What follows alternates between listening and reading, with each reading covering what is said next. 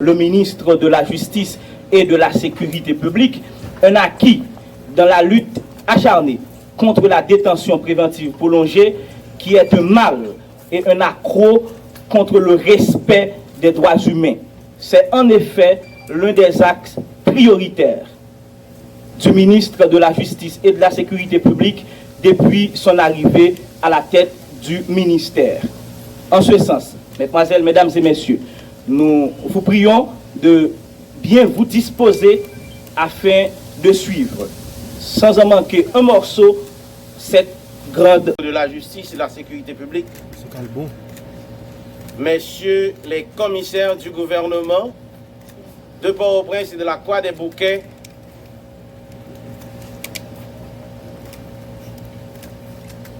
Monsieur le juge d'instruction, Maître Edumé, Madame la ministre, conseillère du président de la République,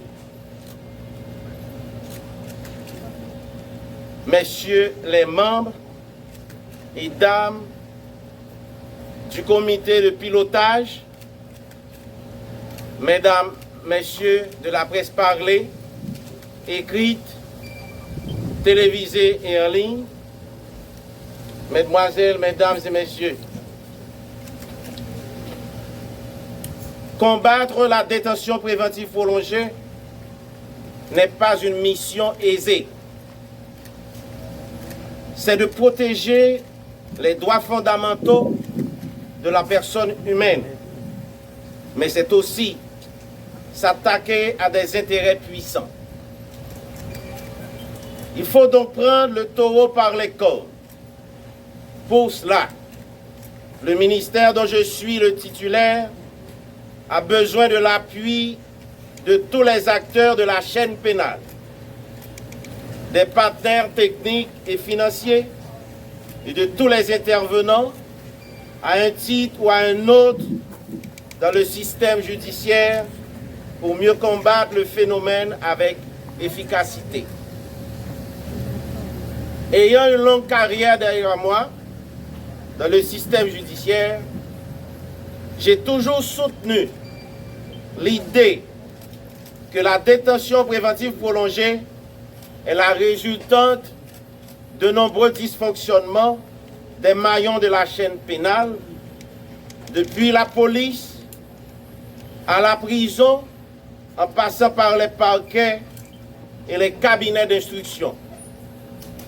J'avais compris que la solution à ce problème récurrent passait par la relance et le maintien du comité de suivi de la chaîne pénale en vue d'une meilleure performance des acteurs pénaux, par une augmentation significative du nombre d'audiences réalisées par nos cours et tribunaux, par un contrôle strict du flux entrant dans les centres d'incarcération, par le respect des délais légaux par les magistrats instructeurs, par la bonne qualification des faits, etc. Cette position est partagée par des acteurs judiciaires, des acteurs de la société civile et des partenaires techniques et financiers avec lesquels nous avons tenu un atelier les 11, 12 et 13 janvier 2021 sur le phénomène de la détention préventive prolongée. À l'occasion de cet atelier, nous avons abordé les difficultés auxquelles font face le système judiciaire, notamment les capacités du personnel, les infrastructures, la gestion des dossiers, le fonctionnement du système carcéral et plus spécifiquement le phénomène récurrent de la détention provisoire prolongée qui est en réalité une violation grave des droits fondamentaux des justiciables, victimes du faible rendement de certains acteurs judiciaires et des dysfonctionnements de la chaîne pénale. Des recommandations ont été produites sur des mesures à adopter un comité a été mis en place au sein du ministère pour la rédaction d'un rapport d'atelier prenant en compte les recommandations et partages d'expériences des différents acteurs et qui tient lieu de plans stratégiques de lutte contre la détention préventive prolongée. De plus, un comité de pilotage et de suivi a été constitué. Ce comité de pilotage et de suivi sera présidé par le directeur des affaires judiciaires, Maître Level Milo. Ce dernier sera accompagné dans cette noble mission par un membre de mon cabinet particulier chargé des dossiers pénaux, Maître Wally Mérizier. Le directeur des affaires juridiques, Maître Jean-Falière Bazelet. Le représentant du service des greffes et des parquets, Maître Jean-Robert Dorsey. La représentante du service de l'inspection judiciaire, Maître Marie-Marc Gracieux. Un représentant du Conseil national d'assistance légale, Sénal, et du service de la détention, Maître Genel Pierre. Et des observateurs des initiatives censées, légales et conformes à l'éthique, en vue d'assurer les suivis pour faciliter la mise en œuvre effective de ce plan stratégique devant combattre la détention préventive prolongée. Je ne veux pas que ça soit un plan de plus, classé dans les tiroirs de l'administration. En ma qualité de ministre de la Justice et de la Sécurité publique, je veux et j'exige, Madame, Messieurs, que le taux de la population carcérale en situation de détention préventive prolongée soit considérablement réduit, conformément à la politique pénale du gouvernement et à la commande du président de la République, son Excellence Jovenel Moïse.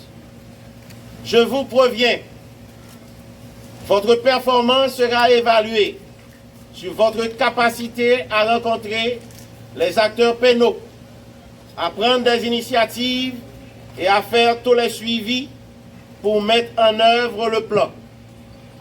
Quand vous rencontrez les goulots d'étranglement, je vous permets de m'adresser directement des rapports circonstanciés avec des propositions de solutions appropriées pour qu'on aille vite et bien, car le moment n'est pas au grand discours, mais à l'action. Trop de justiciables pourrissent en maison d'arrêt sans avoir été jugés. C'est inacceptable dans un état de droit. Je profite aussi de l'occasion pour lancer un appel solennel aux magistrats instructeurs. Respectez les délais légaux pour rendre vos ordonnances sur les dossiers. Ne laissez pas de pauvres justiciables en maison d'arrêt sur votre conscience. Je sais que le CSPJ est en train de mettre de l'ordre en renforçant l'inspection judiciaire. Je l'encourage donc sur cette lancée au nom du principe supérieur de la justice. Par ailleurs, j'éprouve un sentiment de satisfaction pour le travail accompli par les différents acteurs de la chaîne pénale qui ont pris part à l'atelier tenu en janvier dernier sur la DPP à l'hôtel Montana. Quand je dis la DPP, c'est la détention préventive prolongée. Il y va de même pour celui réalisé par le comité de rédaction de ce plan stratégique dont les travaux ont été dirigés par mon directeur de cabinet particulier, Maître Destin Jean, et le directeur des affaires judiciaires, Maître Level Milo. Mes remerciements vont également à l'endroit des partenaires techniques et financiers qui ont accompagné ce processus du début à la fin et qui, je l'espère bien, vont appuyer à sa mise en application effective au bénéfice des justiciables assoiffés de justice. Ce plan stratégique, une fois rendu public, n'appartient plus au ministère dont je suis le titulaire, mais à l'ensemble des acteurs de la chaîne pénale en vue de services publics de la justice de meilleure qualité et accessible à tous. Madame, Messieurs, bon travail et surtout soyez inspecteur des affaires judiciaires, M. Level Milor, à prendre la parole au nom de la détention préventive prolongée, dont il est le président. Messieurs les membres du cabinet particulier du ministre, Messieurs les commissaires du gouvernement pour les tribunaux de première instance de Port-au-Prince et de la Croix des Bouquets, Monsieur le juge instructeur et président de l'association de Damas, en l'occurrence, M. Kelson Edumé, Mesdames, Messieurs les représentants du PNID, Mesdames, Messieurs, membres du comité de pilotage et de suivi de lutte contre la détention préventive prolongée, Mesdames, Messieurs les cadres du ministère de la Justice et de la Sécurité publique, Mesdames, Messieurs les représentants de la presse parlée, écrite, télévisée en ligne, Mesdames, Messieurs. Après l'intervention magistrale du ministre de la Justice et de la Sécurité publique, en l'occurrence M. Rockefeller Vincent, je n'ai qu'à vous rappeler que la situation est réellement inquiétante et alarmante dans les prisons à travers le pays. Tenant compte de la promiscuité et la surpopulation carcérale, la peur s'installe davantage avec la recrudescence surtout du Covid-19, puisque son inclusion dans les prisons pourra provoquer une catastrophe humanitaire. Donc, au-delà de toutes les autres conséquences de ce mal qu'est la détention préventive prolongée, portant atteinte aux droits et libertés de la personne humaine, nous serions en droit de nous attendre au pire s'il y avait fait. Heureusement, la sagacité et le leadership du ministre de la Justice et de la Sécurité publique, M. Rockefeller Vincent, l'ont guidé à prendre cette noble initiative, celle d'installer aujourd'hui le comité de pilotage et de suivi du plan stratégique de lutte contre la détention préventive prolongée, dont je suis le titulaire ou le président de ce dit comité. Ayant cette lourde responsabilité, je dois vous dire, Monsieur le ministre, par ce geste ce matin, nous sommes appelés aussi, chers collaborateurs, membres du dit comité, au sauvetage d'une situation catastrophique qui s'annonce sans précédent. Donc, la tâche est de taille. Il faut vous préparer à vous y atteler. Toutefois, nous avons aussi l'occasion, Mesdames, Messieurs, membres du comité, de nous prouver.